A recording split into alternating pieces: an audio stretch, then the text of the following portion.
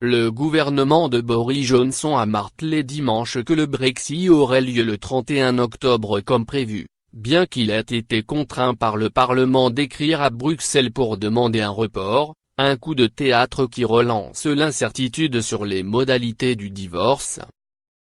La journée de samedi, avec un vote historique prévu au Parlement britannique sur le nouvel accord de Brexit triomphalement annoncé 2 jours plus tôt à Bruxelles, devait enfin apporter une clarification plus de 3 ans après le référendum de 2016. Mais les députés ont repoussé leur décision et les Européens se sont retrouvés dimanche avec 3 lettres, dont la AFP a obtenu copie, disant tout et son contraire. Et moins de 2 semaines pour éviter une sortie sans accord qui donne des sueurs froides au milieu économique. La première lettre, non signée, demande un report de 3 mois du Brexit. La deuxième, signée par Boris Johnson, dit qu'il ne veut pas de ce délai. La troisième, de l'ambassadeur britannique auprès de l'UE, Tim Barrow, précise que le report n'a été demandé que pour se plier à la loi. Malgré cette demande, le gouvernement a assuré dimanche que le Brexit aurait bien lieu le 31 octobre. Nous allons sortir le 31 octobre.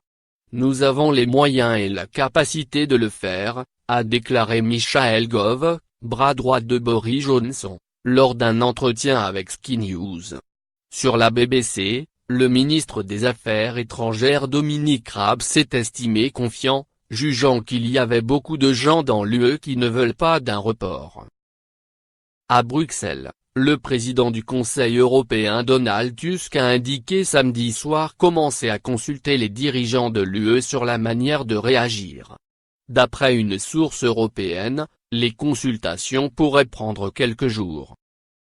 Dimanche, lors d'une courte réunion à Bruxelles des ambassadeurs des 27, autour du négociateur européen du Brexit Michel Barnier, la demande a été évoquée mais pas débattue. L'Union européenne garde toutes les options ouvertes, a déclaré à la AFP un diplomate européen sous couvert d'anonymat, indiquant que le processus de ratification de l'accord était bien engagé.